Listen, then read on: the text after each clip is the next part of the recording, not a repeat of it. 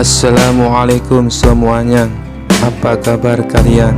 Semoga dalam keadaan sehat dan dilancarkan rezekinya oleh Allah. Amin ya robbal alamin. Malam takbiran tiba. Seluruh kota bergema dengan suara takbir yang berkumandang dari masjid-masjid. Abu Nawas sangat bersemangat menyambut Idul Fitri. Tapi seperti biasa, sahabatnya yang konyol Abu Jahil selalu punya cara aneh untuk ikut meramaikan suasana. Di tengah kota, orang-orang berkumpul untuk bertakbiran sambil menabuh beduk. Tiba-tiba Abu Jahil muncul dengan beduk yang sangat besar, ditarik oleh 2 ekor kambing. Perhatian semua, ini dia beduk ajaib Abu Jahil, teriaknya dengan bangga. Orang-orang penasaran, apa yang ajaib dari beduk ini? Abu Jahil tersenyum lecek. Kalau beduk lain cuma berbunyi dung dung dung, bedukku bisa berbicara. Wah, masa sih? Coba buktikan, tantang seseorang. Dengan percaya diri, Abu Jahil memukul beduknya keras-keras. Dung. Lalu ia berteriak sendiri, Allahu Akbar, seolah-olah suara takbir keluar dari beduknya. Orang-orang langsung tertawa. Abu Jahil, ini bukan beduk ajaib, tapi mulut ajaibmu. Abu Nawas menggeleng-geleng kepala sambil tersenyum. Kalau beduk ini benar-benar bisa bicara, pasti dia akan bilang, tolong, aku capek dipukul terus. Orang-orang makin terbahak, sementara Abu Jahil hanya bisa nyengir kuda. Tidak mau kalah, Abu Jahil pun punya ide baru. Abu Nawas, ayo kita adu cepat takbir keliling. Siapa yang bisa keliling kota lebih dulu sambil bertakbir, dia yang menang. Abu Nawas mengangguk. Baik, tapi bagaimana caranya? Abu Jahil mengeluarkan gerobak sapi yang dihias penuh lampu warna-warni. Aku pakai kendaraan ini, kau jalan kaki saja, katanya dengan sombong. Abu Nawas tersenyum lecek. Baik, aku terima tantanganmu. Begitu perlombaan dimulai, Abu Jahil langsung naik ke gerobaknya dan berteriak, Allahu Akbar, Allahu Akbar, Allahu Akbar, sambil sapi-sapinya berjalan pelan. Sementara itu, Abu Nawas malah ikut naik ke punggung sapi Abu Jahil tanpa sepengetahuannya. Setelah beberapa saat, Abu Jahil menoleh ke belakang dan kaget. Loh, Abu Nawas, kenapa kau ada di sini? Abu Nawas tertawa. Katanya siapa yang lebih dulu keliling kota sambil takbiran yang menang. Kalau aku ikut di atas sapi ini, berarti kita sama-sama menang, bukan? Orang-orang yang melihat kejadian itu langsung tertawa terbahak-bahak. Abu Jahil akhirnya menyerah dan berkata, baiklah, kau menang kali ini, tapi tahun depan aku akan cari cara lain agar bisa mengalahkanmu. Abu Nawas tersenyum puas. Yang penting malam takbiran ini tetap penuh dengan kebahagiaan. Dan begitulah malam takbiran mereka berakhir dengan gelak tawa dan kebersamaan. Kisah selanjutnya. Dikisahkan di suatu pagi yang cerah, raja duduk di singgasana dengan wajah kesal. Penyebabnya, ketua umum partai terbesar di kerajaan yang selalu merasa paling berkuasa. Ketua partai itu sering sesumbar. Tanpa dukungan partaiku, kerajaan ini tidak akan berjalan. Aku seharusnya lebih dihormati. Bahkan ia mulai berani menyindir raja di depan umum, mengatakan bahwa tanpa dirinya, raja hanyalah seorang lelaki dengan mahkota. Mendengar itu, raja geram. Tapi sebelum mengambil tindakan keras, ia memanggil Abu Nawas untuk menyelesaikan masalah ini dengan cara yang lebih halus. Abu Nawas, aku lelah mendengar ocehan ketua partai itu. Bisa kau buat dia diam tanpa aku harus mengusirnya? Abu Nawas tersenyum, serahkan padaku Baginda, saya akan memberikan pelajaran yang tak akan dia lupakan. Suatu hari, Abu Nawas mengundang ketua partai itu ke istana dengan alasan ada penghargaan khusus dari raja untuknya. Ketua partai datang dengan penuh kebanggaan. Akhirnya raja sadar bahwa aku sangat penting bagi kerajaan, katanya dengan angkuh.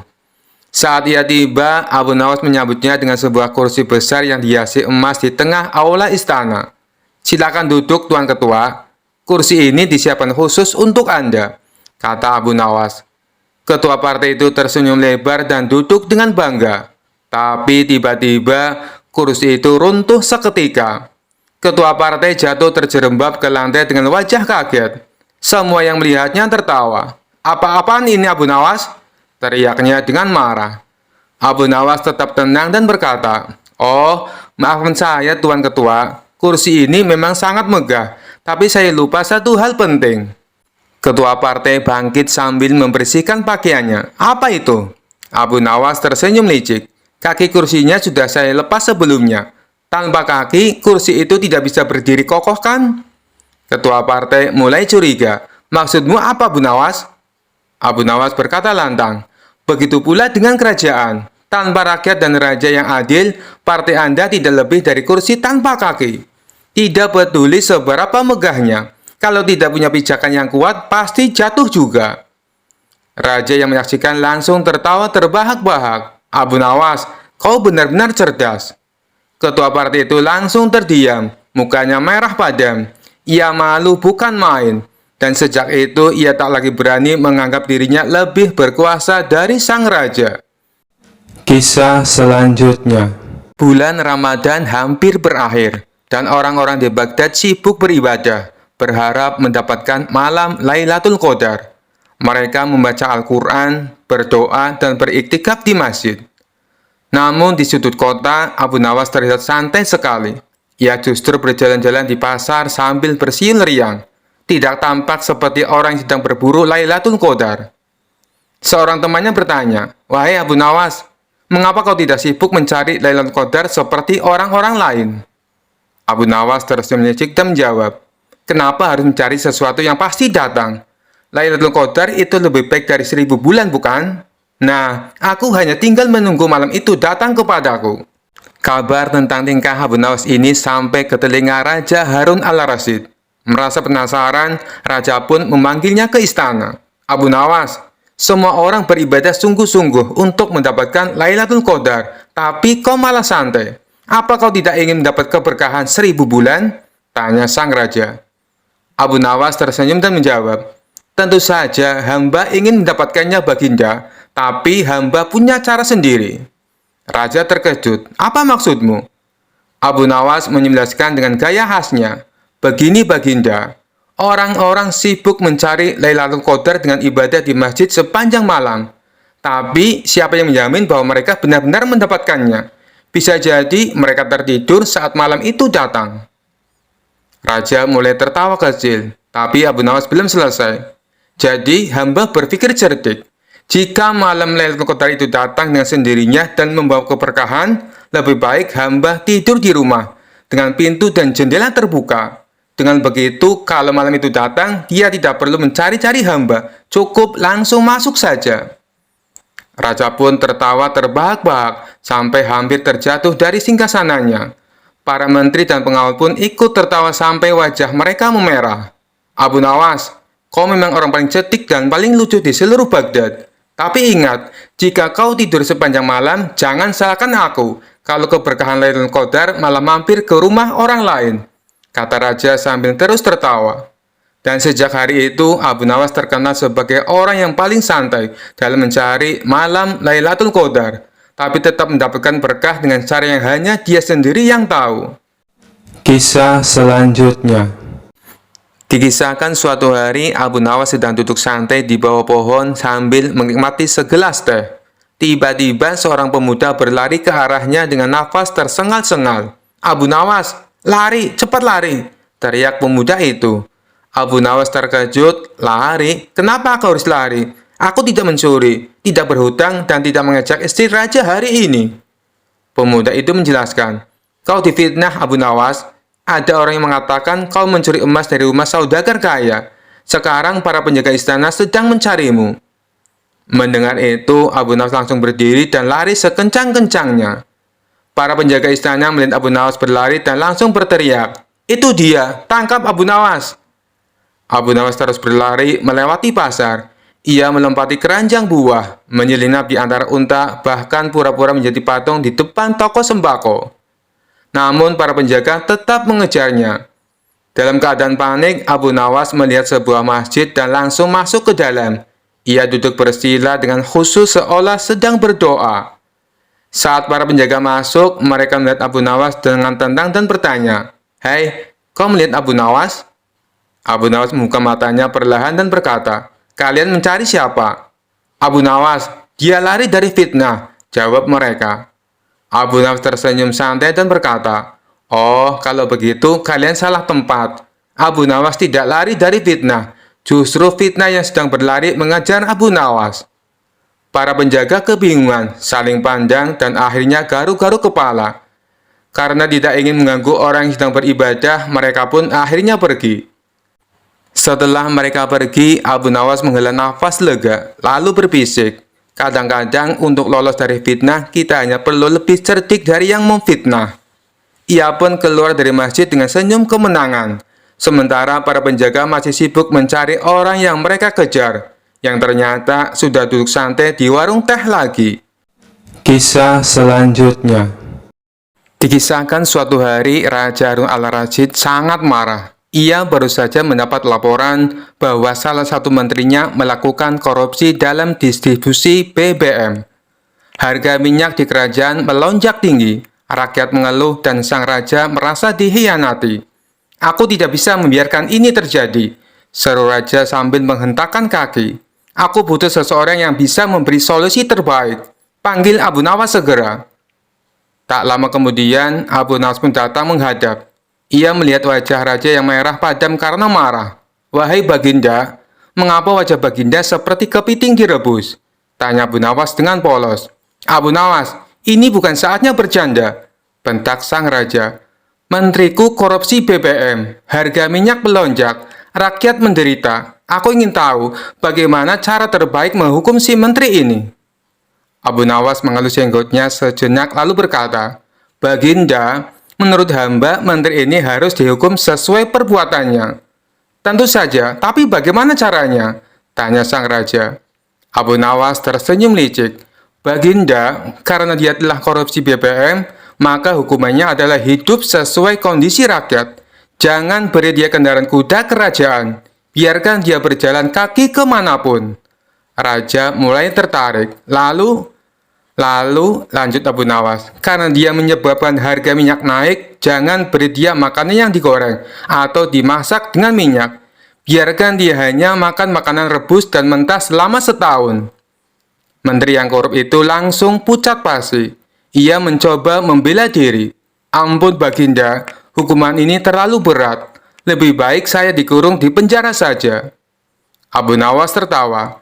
Rupanya Tuan Menteri lebih takut kehilangan minyak untuk memasak daripada kehilangan kebebasannya. Raja pun tertawa terbahak-bahak dan berkata, "Abu Nawas, ide hukumanmu sangat cerdik. Mulai sekarang, siapapun yang korupsi harus merasakan akibat dari perbuatannya sendiri." Seisi istana tertawa, kecuali sang menteri yang hanya bisa pasrah menerima hukuman. Kisah selanjutnya. Dikisahkan suatu hari, Raja Harun al-Rasyid mendapat kabar bahwa raja tetangganya, Raja Salman dari kerajaan sebelah, memiliki kebiasaan buruk. Ia terlalu mata keranjang. Setiap kali melihat wanita cantik, ia langsung tergila-gila. Dan seringkali berusaha mendekatinya tanpa peduli apakah wanita itu sudah bersuami ataupun tidak. Raja Harun al-Rasyid sangat prihatin dengan kelakuan Raja Salman ini. Ia pun memanggil Abu Nawas untuk mencari cara agar Raja Salman sadar dan berhenti bertingkah seenaknya. "Abu Nawas, aku ingin kau membuat Raja Salman sadar akan kesalahannya, tapi tanpa menyinggung perasaannya secara langsung. Bisa kau lakukan?" perintah Raja Harun al-Rasyid. Abu Nawas tersenyum penuh percaya diri. "Serahkan saja padaku Baginda, saya akan menyiapkan pelajaran yang tak akan ia lupakan." Abu Nawas pun menyusun rencana liciknya. Ia mengundang Raja Salman ke acara jamuan makan di istana Raja Harun al-Rasyid. Saat jamuan berlangsung, Abu Nawas menyuguhkan makanan-makanan lezat yang sudah ditata rapi di atas meja.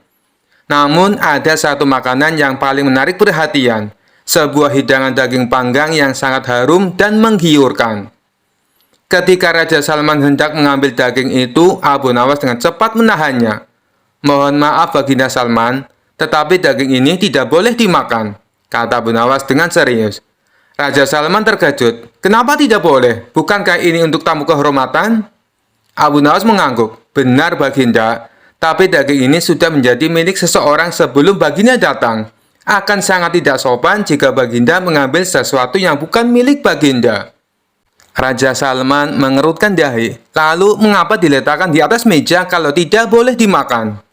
Abu Nawas tersenyum penuh arti. Begitulah Baginda, sama seperti seseorang wanita yang sudah memiliki suami. Ia memang cantik dan menarik, tetapi bukan untuk diambil oleh orang lain. Raja Salman terdiam, wajahnya memerah, menyadari bahwa perkataan Abu Nawas adalah sindiran langsung kepadanya. Ia menatap sekeliling, menyadari bahwa semua orang di ruangan itu menunggu reaksinya. Tiba-tiba Raja Salman tertawa keras. Abu Nawas, kau benar-benar cerdik. Aku mengerti maksudmu. Mulai sekarang, aku akan menahan diri dan tidak lagi bertindak semaunya. Raja Harun tersenyum puas, sementara Abu Nawas hanya menunduk dengan senyum penuh kemenangan. Sejak hari itu, Raja Salman tidak lagi dikenal sebagai Raja Mata Keranjang, melainkan Raja yang bijaksana. Dan semua itu berkat kecerdikan Abu Nawas. Kisah selanjutnya. Dikisahkan suatu hari Abu Nawas merasa tubuhnya tidak enak. Angin dingin yang bertiup kencang di musim penghujan membuatnya menggigil. Perutnya mulai terasa kembung seperti balon dan kepalanya pusing. Aduh, ini pasti masuk angin, keluh Abu Nawas sambil memegang perutnya. Di saat bersamaan, seorang utusan raja datang memanggilnya ke istana. Abu Nawas, Baginda Raja ingin bertemu denganmu segera, kata utusan tersebut. Dengan tubuh yang lemas dan perut yang terasa penuh, Abu Nawas tetap memenuhi panggilan sang raja. Sesampainya di istana, Raja Harun al-Rasyid melihat Abu Nawas berjalan lunglai dengan wajah yang lesu. Abu Nawas, ada apa denganmu? Biasanya kau selalu penuh semangat, tanya raja dengan nada khawatir. Abu Nawas menjawab sambil memegangi perutnya. Ampun Baginda, hamba sedang masuk angin. Perut hamba penuh seperti gentong, tapi hamba tetap datang demi Baginda. Raja tertawa kecil. Masuk angin? Bukankah itu hal kecil? Kau yang biasanya punya ide-ide brilian, masa kalah dengan angin? Abu Nawas menghela nafas. Ampun Baginda, kalau hanya angin biasa, mungkin hamba bisa mengatasinya. Tapi angin ini berbeda. Ia sangat nakal, masuk ke perut hamba tanpa izin. Raja terbahak-bahak mendengar jawaban Abu Nawas. Baiklah kalau begitu, aku ingin kau menyelesaikan masalah angin ini di hadapanku. Aku penasaran bagaimana caramu mengusir angin dari perutmu. Abu Nawas berpikir sejenak. Dengan wajah serius ia berkata, baik Baginda, hamba akan melakukan ritual khusus. Ia lalu duduk bersila di lantai, menutup matanya dan mulai menggosok-gosok perutnya sambil komat kamit seperti membaca mantra. Semua orang di ruangan itu mulai memperhatikan dengan serius. Tiba-tiba suara pret terdengar keras dari arah Abu Nawas. Ia membuka matanya dan berkata dengan penuh kemenangan, Baginda, angin yang nakal sudah keluar, hamba berhasil. Ruangan istana seketika hening, lalu pecah dengan gelak tawa. Raja Harun al-Rasyid tertawa terbahak-bahak hingga air matanya keluar. Abu Nawas, kau memang tidak pernah gagal membuatku terhibur. Bahkan masuk angin pun bisa menjadi bahan leluconmu. Abu Nawas tersenyum malu-malu. Ampun Baginda, hamba hanya melakukan yang terbaik agar angin ini tidak mengganggu Baginda. Kisah selanjutnya. Dikisahkan di Baghdad hiduplah seorang pendeta sombong yang menganggap dirinya paling pintar dan tidak pernah mau kalah di dalam berdebat. Ia mendengar bahwa Abu Nawas terkenal cerdik dan sering menang dalam perdebatan. Pendeta itu berpikir, jika aku bisa mengalahkan Abu Nawas, aku akan semakin dihormati. Maka ia mengundang Abu Nawas untuk berdebat di hadapan banyak orang. Di alun-alun kota, banyak orang berkumpul untuk menyaksikan perdebatan antara Abu Nawas dan sang pendeta. Pendeta itu berkata, Abu Nawas, kau ini tidak ada apa-apanya dibandingkan dengan aku. Aku tahu segalanya tentang agama, filsafat, dan ilmu pengetahuan. Abu Nawas tersenyum. Oh, begitu. Kalau begitu, mari kita uji kecerdasan kita dalam berdebat. Pendeta itu mulai bertanya, jika Tuhan itu ada, tunjukkan bentuknya. Abu Nawas dengan santai menjawab, bisakah kau menunjukkan bentuk akalmu? Jika kau bisa, aku bisa menunjukkan bentuk Tuhan. Pendeta itu terdiam, orang-orang mulai tertawa. Lalu pendeta bertanya lagi, kalau begitu, di mana Tuhan berada? Abu Nawas tersenyum dan kemudian balik bertanya, di mana udara berada? Pendeta itu mulai kesal. Kemudian Abu Nawas berkata, Tuhan ada di mana-mana, seperti udara yang kau hirup di setiap saat, tapi tak bisa kau lihat. Orang-orang bersorak memuji kecerdasan Abu Nawas. Pendeta itu semakin marah karena merasa kalah. Ia pun berdiri dan berkata, Abu Nawas, aku muak dengan omong kosongmu. Tiba-tiba pendeta itu menendang Abu Nawas. Begitu kakinya menyentuh Abu Nawas, tiba-tiba kepala pendeta itu berubah menjadi kepala babi. Orang-orang yang melihatnya langsung terkejut dan ketakutan. Pendeta itu panik. Apa yang terjadi? Kenapa kepalaku berubah? Abu Nawas mengusap jubahnya dengan tenang dan berkata, Tuhan tidak suka kesombongan, apalagi menyakiti orang lain tanpa alasan. Mungkin ini peringatan untukmu. Pendeta itu langsung berlutut dan memohon, Abu Nawas, tolong kembalikan kepalaku seperti semula. Abu Nawas tersenyum, aku tidak bisa mengubahnya, hanya Tuhan yang bisa. Tapi cobalah bertobat dan mintalah ampun dengan sungguh-sungguh. Dengan penuh penyesalan, pendeta itu berdoa dan meminta maaf kepada Abu Nawas serta orang-orang yang hadir. Tak lama kemudian, kepalanya pun kembali seperti semula. Pendeta itu langsung menyadari kesalahannya dan berkata, Abu Nawas, kau memang lebih cerdik dan bijaksana. Mulai sekarang, aku akan lebih rendah hati. Orang-orang bersorak gembira, sementara Abu Nawas tersenyum puas. Dan seperti biasa, kecerdikan Abu Nawas berhasil mengalahkan kesombongan tanpa harus menggunakan kekerasan. Kisah selanjutnya. Dikisahkan suatu hari Abu Nawas sedang bepergian ke kota untuk menghadiri undangan seorang sahabat. Di tengah perjalanan, ia tersesat di sebuah kampung yang tampak sepi. Jalanan gelap, hanya ada beberapa lampu minyak yang berkelip-kelip dari rumah-rumah penduduk. Abu Nawas mulai merasa ada yang aneh. Tiba-tiba sekelompok orang bertubuh besar dengan wajah garang muncul dari balik pepohonan. Salah satu dari mereka yang tampak seperti pemimpin berteriak, "Berhenti! Siapa kau? Dan apa yang kau bawa?" Abu Nawas dengan tenang tanpa rasa takut tersenyum lebar. "Aku hanya seorang musafir biasa, Tuan. Tapi kebetulan aku membawa sesuatu yang sangat berharga." Mendengar kata sangat berharga, mata para begal langsung berbinar-binar. Pemimpin mereka mendekat sambil berkata, "Serahkan barang itu, atau kau tidak akan keluar dari kampung ini hidup-hidup." Abu Nawas dengan santai mengeluarkan sebuah kotak kecil dari tasnya. Kotak itu dihiasi kain berwarna emas, tampak seperti sesuatu yang mahal. "Inilah yang kalian cari," kata Abu Nawas sambil memperlihatkan kotak tersebut. "Namun barang ini sangat berbahaya jika kalian tidak tahu cara menggunakannya." Para begal bingung sekaligus penasaran. Salah satu dari mereka bertanya, "Apa itu? Mengapa berbahaya?" Abu Nawas berpura-pura serius. "Ini adalah pusaka yang hanya bisa dipegang oleh orang-orang yang berani. Jika kalian salah memegangnya, kalian akan terkena kutukan yang mengerikan." Para begal saling pandang. Pemimpinnya berkata, "Aku tidak percaya, buka kotaknya sekarang." Abu Nawas membuka kotak itu perlahan-lahan. Di dalamnya ternyata hanya ada sebuah bawang merah besar. "Bawang ini adalah bawang sakti," kata Abu Nawas. "Jika kalian menyentuhnya tanpa keberanian, kalian akan menangis tanpa henti selama 7 hari 7 malam. Para begal tertawa terbahak-bahak. "Ini hanya bawang merah. Kau pikir kami takut pada bawang?" Pemimpin begal merebut bawang itu dari tangan Abu Nawas.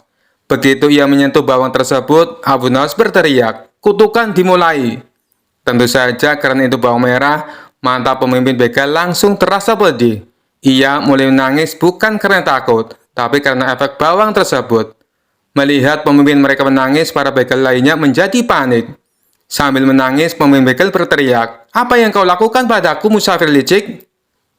Abu Nawas tersenyum lebar dan berkata, "Aku sudah bilang, hanya orang yang benar-benar berani yang bisa menyentuhnya. Kau harus merenungkan keberanianmu selama 7 hari 7 malam." Saat para begal sibuk mengurus pemimpin mereka yang terus menangis, Abu Nawas dengan cepat mengambil langkah 1000 dan kabur dari kampung tersebut. Keesokan harinya, Abu Nawas sampai di kota dengan selamat dan menceritakan pengalamannya kepada sahabat-sahabatnya. Mereka semua tertawa terbahak-bahak mendengar cara cerdik Abu Nawas mengelabui para begal. Kisah selanjutnya. Dikisahkan suatu hari di kota Baghdad, seorang pedagang bernama Karim mengadukan tetangganya Bahlul ke pengadilan. Karim menuduh Bahlul mencuri kambingnya. Namun Bahlul dengan tegas membantah tuduhan tersebut. "Aku tidak pernah mencuri kambingnya. Tuduhan ini fitnah belaka," seru Bahlul. Karim tak mau kalah. "Dia mencuri kambingku." Bahkan tetangganya yang lain melihat kambing itu berada di rumahnya. Kasus ini menjadi heboh karena tidak ada bukti kuat. Raja Harun al-Rasyid memutuskan untuk meminta bantuan Abu Nawas sebagai hakim sementara. Di ruang sidang, Abu Nawas duduk dengan tenang. Ia memanggil Karim dan Bahlul untuk memberikan penjelasan masing-masing. Karim tetap bersikeras bahwa kambing itu miliknya, sedangkan Bahlul tetap membantah. "Kambing itu milik siapa sebenarnya?" tanya Abu Nawas mengamati kedua pria tersebut. "Milikku," teriak keduanya serentak.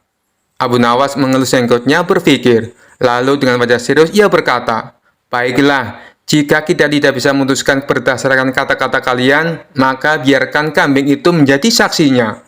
Semua orang di ruang sidang terkejut. "Apa? Kambing jadi saksi?" gumam mereka.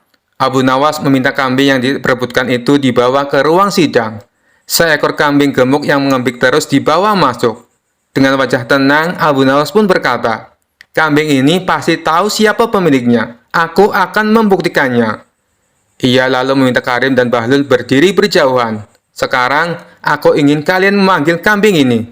Siapa yang dipilih kambing ini, dialah pemiliknya."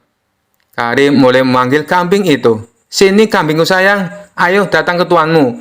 Namun kambing itu hanya diam. Giliran Bahlul, ia memanggil dengan nada tinggi, "Hai kambing, datang ke sini." Lagi-lagi kambing itu tidak bergerak. Abu Nawas tersenyum lebar. Ia mendekati kambing dan berkata, "Kambing ini tidak tertarik pada kalian, tapi aku tahu cara lain untuk mengungkap kebenarannya." Ia kemudian memerintahkan agar kambing diikat di tempat tertutup. Abu Nawas memanggil pelayan dan memberikan instruksi rahasia. Setelah beberapa saat, pelayan kembali membawa seember air yang penuh kotoran kambing. Abu Nawas tersenyum sambil berkata kepada Karim dan Bahlul, "Aku punya cara terakhir. Siapa yang berani minum air ini, berarti dia benar-benar pemilik kambing." Karim langsung mundur dengan wajah jijik. "Apa? Minum itu? Tidak mungkin." Sementara itu, Bahlul malah tertawa. "Tentu saja aku tidak mau minum itu. Aku bahkan tidak tahu bagaimana kambing itu hidup di rumahku."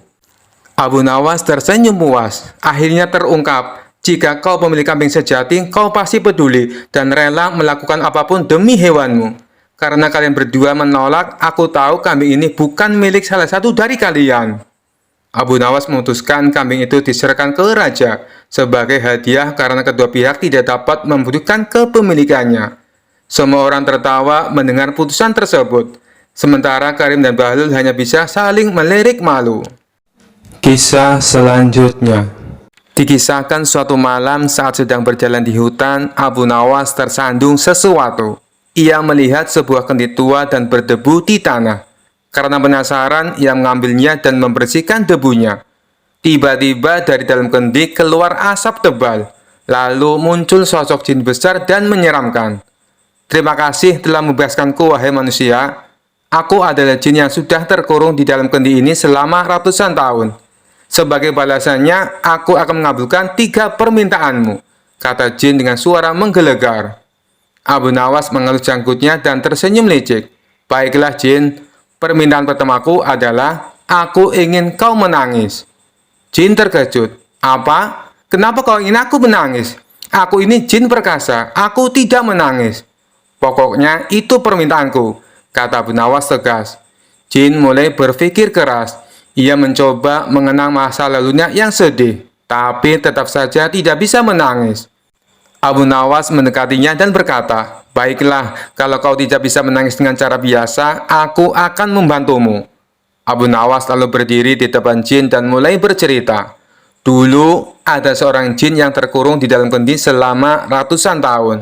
Ia menunggu dengan sabar sampai akhirnya seseorang membebaskannya. Tapi malangnya, orang pertama yang ditemuinya malah menyuruhnya menangis. Bukankah itu menyedihkan? Jin terdiam. Ia mulai berpikir. Lalu matanya berkaca-kaca. Kemudian air mata mulai mengalir dari matanya. Itu memang sangat menyedihkan.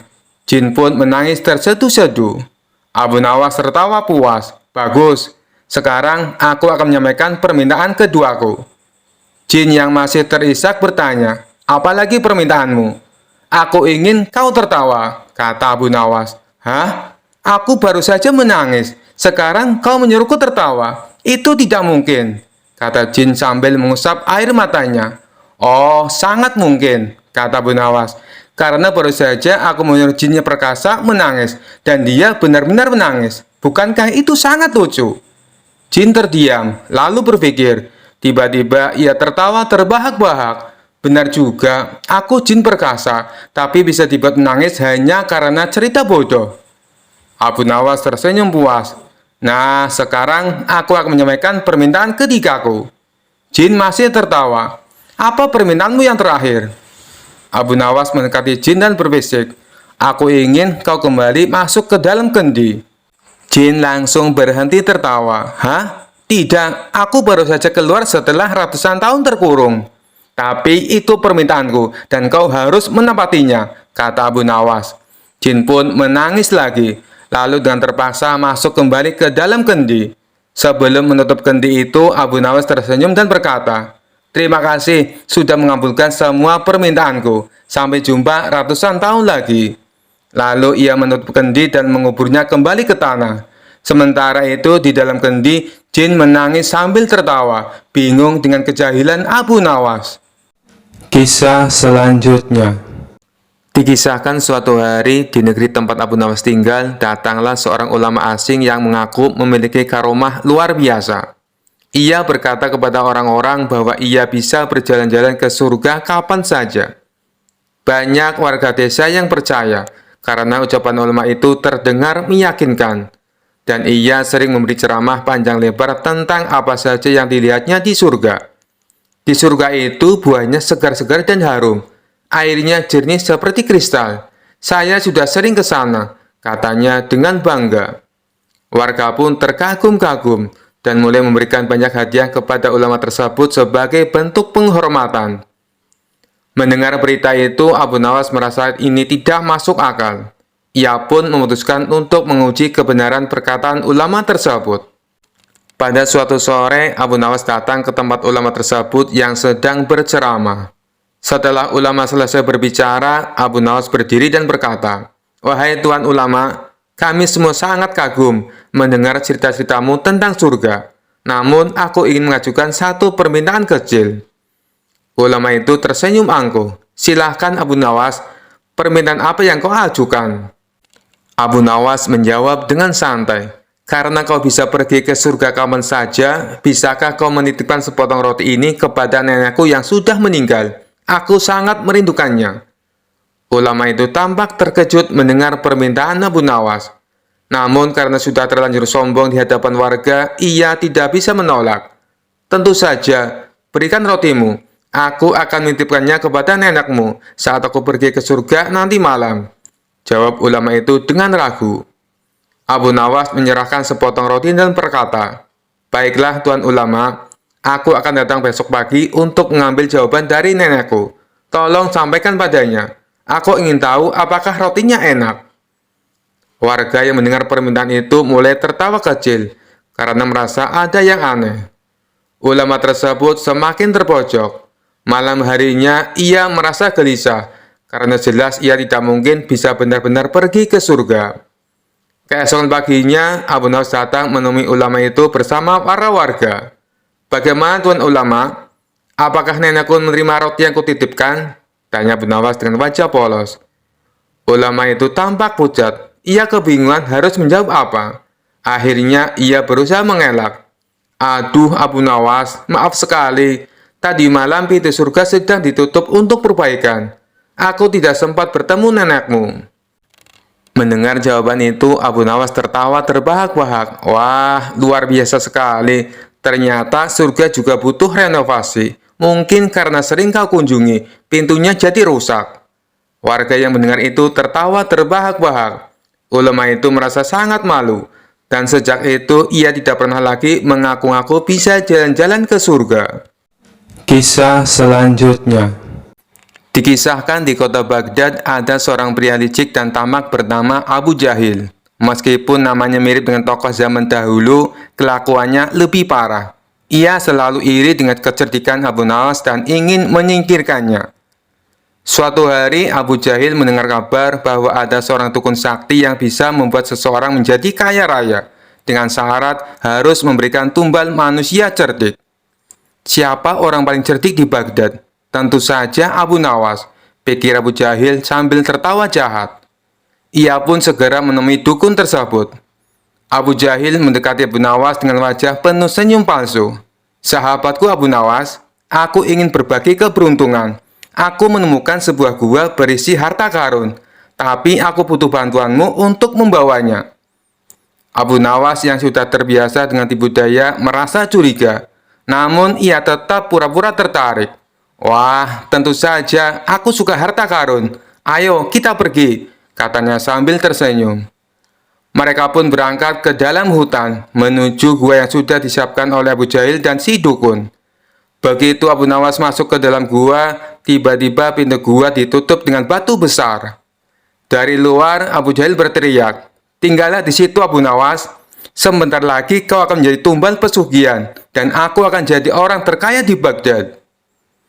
Abu Nawas yang terjebak di dalam gua tidak panik. Ia malah duduk santai sambil berpikir. Tak lama kemudian, ia melihat kelelawar berterbangan di dalam gua. Kalau kelelawar bisa keluar, berarti ada jalan rahasia. Dengan mengikuti arah kelelawar terbang, Abu Nawas menemukan celah kecil yang tembus keluar gua. Dengan sedikit usaha, ia berhasil keluar dari perangkap tersebut. Kemudian, ia mengambil jalan pintas dan menyamar sebagai hantu dengan menggunakan kain putih dan tanah di wajahnya. Lalu, ia muncul di depan Abu Jahil dan dukun tepat saat mereka sedang menunggu pesugihan bekerja. "Wahai Abu Jahil, aku adalah arwah Abu Nawas yang kau jadikan tumbal," katanya dengan suara menyeramkan. Abu Jahil dan dukun itu langsung gemetar ketakutan. "Tolong, kami tidak bermaksud," teriak Abu Jahil sambil sujud ketakutan. Abu Nawas semakin mendekat dan berkata, "Sebagai balasan, aku akan mengambil semua hartamu dan membuatmu miskin." Tanpa pikir panjang, Abu Jahil dan dukun langsung lari terbirit-birit meninggalkan semua barang berharganya. Begitu mereka hilang dari pandangan, Abu Nawas tertawa kecil dan berkata, "Kadang cara terbaik melawan kejahatan adalah dengan menakuti-nakutinya." Akhirnya Abu Jahil gagal menjadi kaya, sementara Abu Nawas pulang dengan membawa pelajaran baru dan kisah lucu untuk diceritakan. Kisah selanjutnya. Suatu hari Abu Nawas menerima undangan dari seorang saudagar kaya di kota sebelah. Untuk sampai ke sana, ia harus melewati sebuah hutan yang dikenal sebagai hutan keramat. Orang-orang di desa sudah memperingatkannya bahwa banyak yang pernah tersesat di sana dan tidak pernah kembali lagi. Namun seperti biasa, Abu Nawas dengan santai berkata, "Apalah artinya hutan keramat bagi orang sekeren aku? Bahkan setan pun mungkin akan meminta tanda tanganku." Dengan keyakinan penuh, ia pun memasuki hutan. Awalnya semua berjalan lancar. Ia bernyanyi kecil, menikmati angin yang sejuk dan kicauan burung. Namun semakin ia jauh melangkah, pohon-pohon tampak semakin besar dan menyeramkan. Jalan setapak yang ia lalui tiba-tiba menghilang, digantikan oleh semak belukar yang lebat. Saat mencari jalan keluar, Abu Nawas bertemu dengan seorang pria tua berjanggut panjang yang tiba-tiba muncul dari balik pohon. "Siapa kau orang asing? Berani-beraninya kau masuk hutan ini tanpa izin," kata pria itu dengan suara berat. Abu Nawas tersenyum lebar. "Maafkan saya Pak Janggut Panjang, saya hanya seorang musafir yang tersesat. Tapi kalau Anda mau, saya bisa jadi tamu kehormatan Anda." Pria tua itu tertawa kecil. "Hutan ini bukan tempat untuk bercanda. Kau harus membuktikan keberanianmu, atau tidak akan bisa keluar dari sini." Pria tua itu membawa Abu Nawas ke sebuah tempat terbuka. Di sana, bayangan aneh muncul di tanah, menari-nari tanpa ada orang yang bergerak. "Kalau kau bisa menari lebih baik dari bayangan ini, aku akan membiarkanmu lewat," kata pria itu. Abu Nawas memutar otak.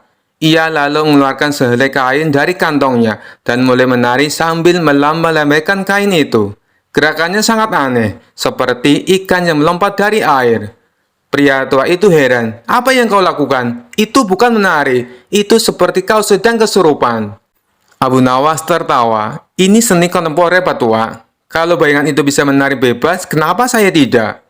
Pria tua itu tertawa terbahak-bahak dan membiarkan Abu Nawas melanjutkan perjalanan. Di tengah perjalanan, Abu Nawas melihat patung-patung menyeramkan yang tampak seperti manusia nyata.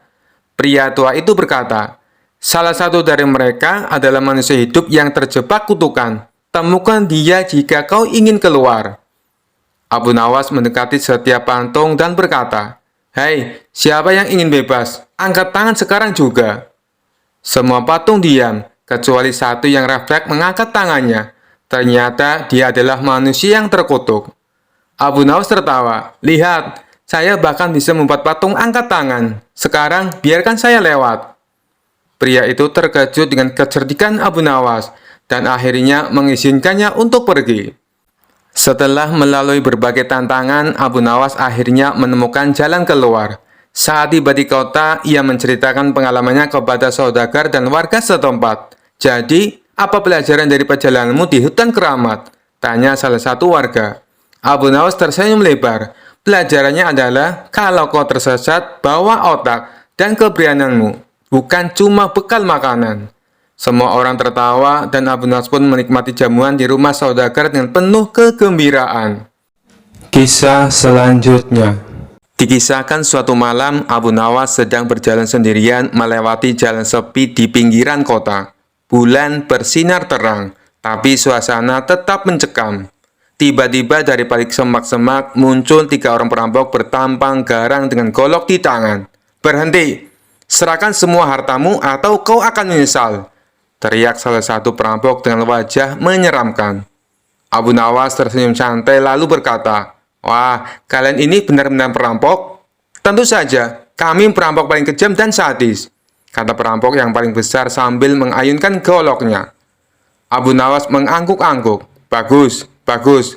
Aku sedang mencari orang seperti kalian. Ketiga perampok saling pandang dengan bingung. Maksudmu apa? Abu Nawas menepuk dadanya dan berkata, aku ini perampok juga. Bahkan aku lebih kejam dan sadis daripada kalian. Hah? Kamu perampok? Tanya salah satu dari mereka dengan curiga. Tentu saja, kata Abu Nawas. Lihat baju kumalku ini. Ini semua hasil dari perampokan yang sangat sukses. Bahkan aku sudah merampok selama bertahun-tahun tanpa tertangkap. Perampok yang paling besar mengerutkan dahi. Kalau kau perampok, kenapa kau jalan sendirian malam-malam?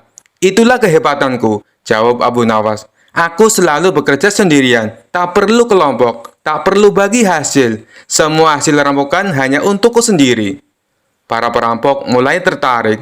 Kau pasti punya banyak uang kalau begitu. Abu Nawas menghela nafas dan berkata, sebenarnya aku baru saja pulang dari rampokan besar. Tapi saat aku lewat jalan ini, ada sekelompok perampok kejam yang lebih sadis dari kalian. Mereka merampokku habis-habisan. Ketiga perampok itu terkejut. Apa? Ada perampok yang lebih kejam dari kami di jalan ini? Iya, kata Abu Nawas dengan wajah ketakutan. Mereka bahkan lebih besar dan lebih menyeramkan dari kalian. Ada 5 orang.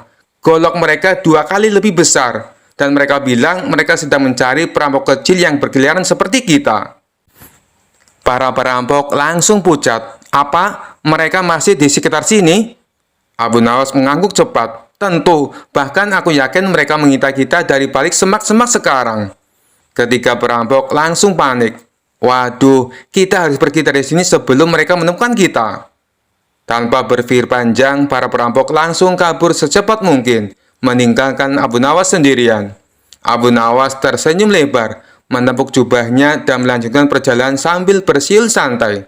Kadang perampok terbesar bukannya memegang golok, tapi yang punya akal paling licik, kata Abu Nawas sambil tertawa kecil.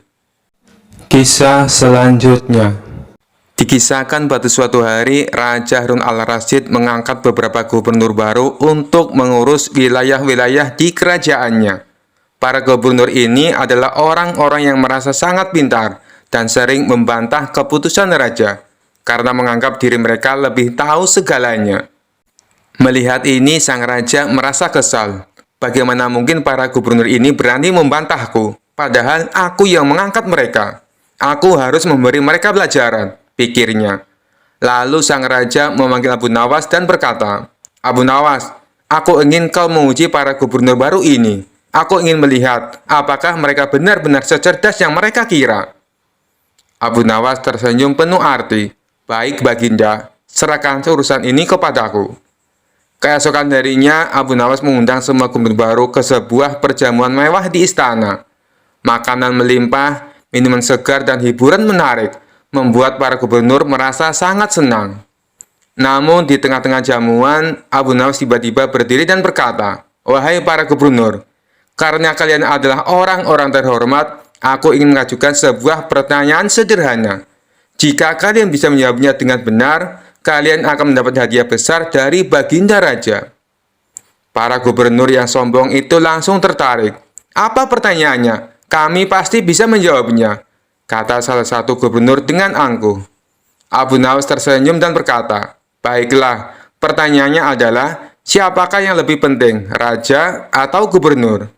Sang gubernur langsung menjawab, tentu saja gubernur lebih penting.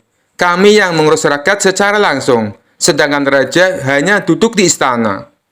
Gubernur lainnya ikut menimpali, benar, tanpa gubernur kerajaan akan kacau. Jadi kami lebih penting. Mendengar jawaban ini, Abu Nawas tertawa kecil. Baiklah, kalau begitu aku punya tantangan untuk kalian. Abu Nawas lalu membawa sebuah kendi besar berisi air dan berkata, bayangkan kendi ini adalah kerajaan.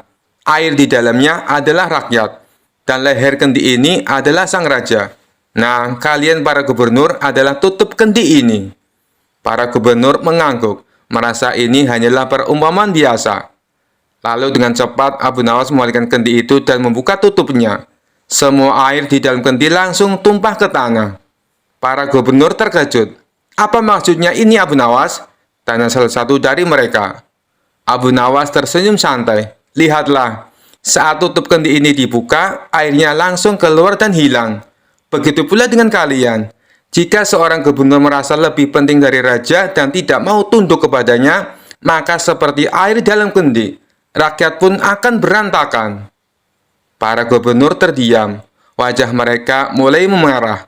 Mereka akhirnya sadar bahwa tanpa raja, mereka tidak akan punya kekuasaan apa-apa. Saat itulah Raja Harun al-Rasyid masuk ke ruangan dengan tawa puas. Abu Nawas, kau memang luar biasa. Para gubernur ini akhirnya mengerti pelajaran mereka. Sejak hari itu, para gubernur tidak lagi membantah raja sembarangan. Kisah selanjutnya. Dikisahkan pada suatu hari, kabar tentang kehebatan Abu Nawas sebagai seorang yang cerdik tersebar hingga ke negeri tetangga. Seorang guru besar Kristen terkenal akan ilmunya dan sifat sombongnya merasa tertantang. Ia memutuskan untuk datang ke istana Raja Harun al-Rasyid dan menantang Abu Nawas dalam sebuah debat tentang agama. Guru besar itu berkata kepada raja, Aku mendengar bahwa di istana ini ada seseorang yang sangat cerdas bernama Abu Nawas. Aku ingin menguji pengetahuannya tentang agama. Kalau dia kalah, aku ingin dia mengakui bahwa agamanya salah dan berpindah ke agamaku. Raja yang tahu kecerdasan Abu Nawas tersenyum dan memanggilnya. Abu Nawas, ada tantangan untukmu. Aku yakin kau bisa menjawabnya.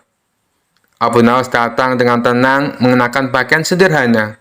Ia mengangguk pada raja dan guru besar tersebut. Guru besar itu memulai, Abu Nawas, kalau memang agamamu benar, jelaskan kepadaku, mengapa Allah membiarkan orang yang tidak percaya tetap hidup?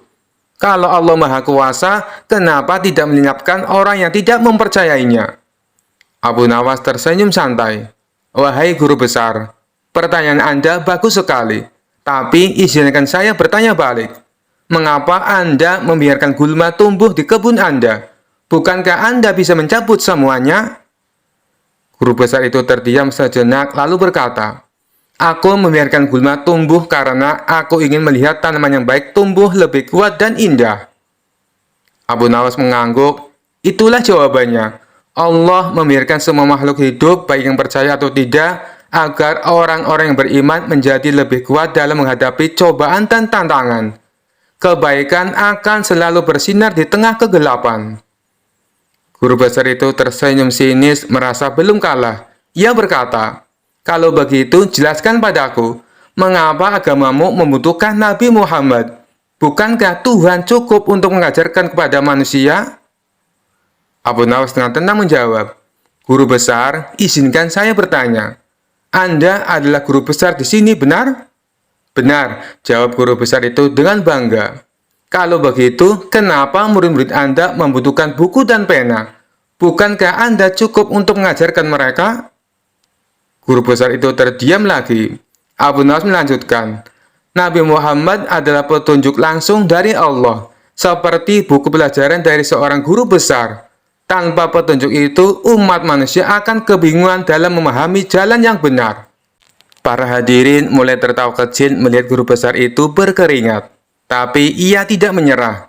"Baiklah, kalau begitu, jelaskan padaku, bagaimana mungkin Tuhan yang Maha Besar mengatur semua hal kecil di dunia ini? Seperti kapan hujan turun atau kapan bayi lahir?" Abu Nawas tersenyum lebar. "Guru besar, apakah Anda punya jam tangan?" "Tentu saja," jawabnya sambil menunjukkan jam tangannya yang mahal.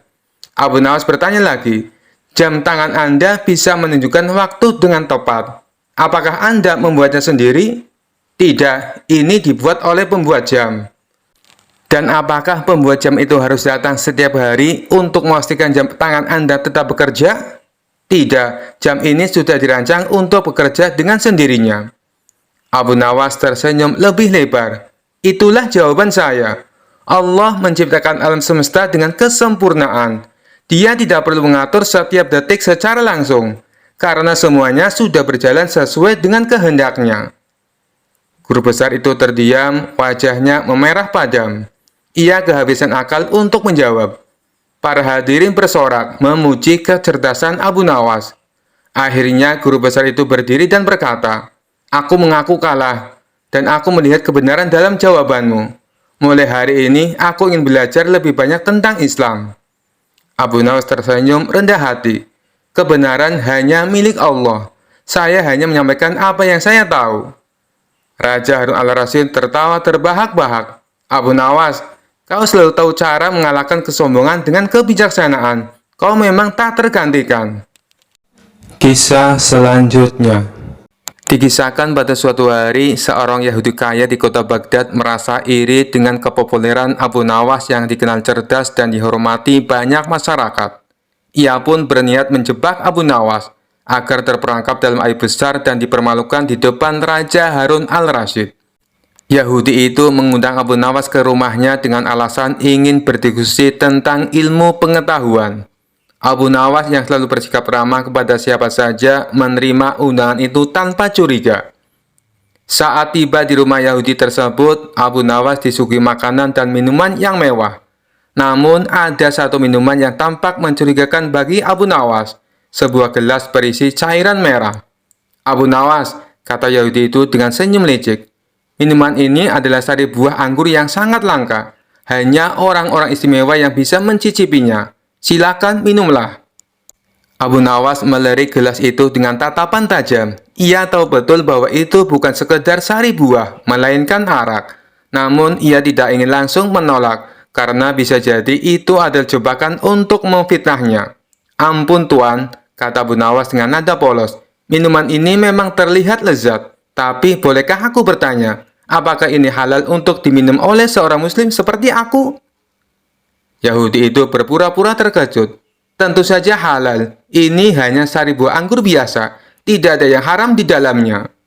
Abu Nawas tersenyum kecil. Ia lalu memegang gelas itu, mendekatkannya ke hidungnya dan pura-pura menghirup aromanya. Aromanya memang kuat. "Tapi apakah Tuan yakin ini hanya sari buah anggur? Sebab dari baunya ini lebih mirip minuman yang memabukkan." Yahudi itu merasa tersudut, tetapi tetap berusaha memaksa. "Minumlah saja Abu Nawas, tidak ada yang perlu kau khawatirkan." Abu Nawas lalu berdiri dan berkata dengan lantang, "Jika kau yakin ini halal, maka minumlah terlebih dahulu di depanku. Sebab sebagai tuan rumah, kau harus memberi contoh kepada tamumu." Yahudi itu terkejut dan mulai panik. Ia mencoba mencari alasan, tetapi Abu Nawas tidak memberinya kesempatan. "Kau ragu-ragu. maka aku akan membawanya ke istana dan meminta Raja Harun al-Rasyid untuk menilai apakah minum ini halal atau tidak. Jika ini arak, kau akan dihukum berat karena mencoba menjebakku." Mendengar ancaman itu, Yahudi tersebut gemetar ketakutan. Ia akhirnya mengakui bahwa itu adalah arak dan meminta maaf kepada Abu Nawas. "Maafkan aku, Abu Nawas. Aku hanya ingin melihat apakah kau akan melanggar agamamu atau tidak," kata Yahudi itu dengan suara lirih. Abu Nawas tersenyum dan berkata, "Lain kali, jika kau ingin menjebak seseorang, pastikan dulu dia bukan Abu Nawas." Yahudi itu pun malu, sementara Abu Nawas pulang dengan hati lega, membawa kemenangan lain atas kecerdikannya. Kisah selanjutnya dikisahkan pada suatu hari di sebuah auditorium megah di Damaskus diadakan debat besar-besaran antara seorang pastor dan seorang ulama Islam. Tapi kali ini yang dikirim untuk membela Islam bukanlah syekh biasa, melainkan Abu Nawas. Ribuan orang hadir siap menyaksikan debat seru ini. Pastor naik ke podium dengan percaya diri, sementara Abu Nawas masih sibuk menikmati buah kurma di bangkunya. Pastor naik ke podium lebih dulu dan mulai berbicara dengan percaya diri. "Kalian umat Islam selalu melarang penyembahan berhala, tapi kalian semua sujud menghadap Ka'bah yang jelas-jelas terbuat dari batu. Apa bedanya dengan patung singa yang juga terbuat dari batu? Kalau patung singa tidak boleh disembah, kenapa Ka'bah boleh dihadapi?" Penonton mulai berbisik-bisik. Abu Nawas yang duduk santai di kursinya hanya tersenyum. Pastor melanjutkan, "Lalu kalian mengharamkan babi karena katanya hewan ini makan kotoran. Tapi saya punya peternakan babi yang diberi makan sayuran dan minum susu. Sementara ayam-ayam kalian malah suka makan kotoran. Jadi mana yang lebih bersih?" Para hadirin mulai terdiam. Pastor tersenyum puas. Abu Nawas bangkit dari kursinya, melangkah santai ke depan lalu berkata, "Yang pertama soal Ka'bah. Kami tidak menyembah batu, tapi menaati perintah Tuhan. Kalau Tuhan menyuruh kami sholat menghadap pohon, kami akan menghadap pohon. Kalau diperintah menghadap sandal, ya kami menghadap sandal. Yang penting taat, bukan batunya." Hadirin tertawa mendengar jawaban nyeleneh Abu Nawas. Pastor terdiam, tapi tetap mencoba mempertahankan argumennya. Abu Nawas melanjutkan, "Nah, sekarang soal babi.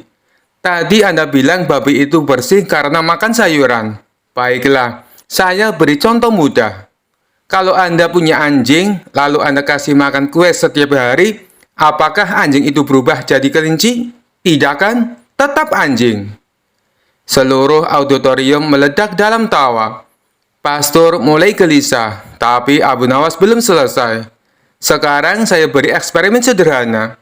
Tolong panitia bawa 1 ekor ayam dan 1 ekor babi ke panggung."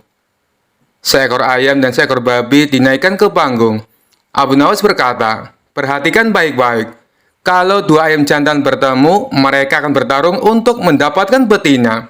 Tapi kalau 2 babi jantan bertemu, mereka malah berbagi betina." Penonton menyaksikan dengan mata terbelalak. Pastor mulai berkeringat.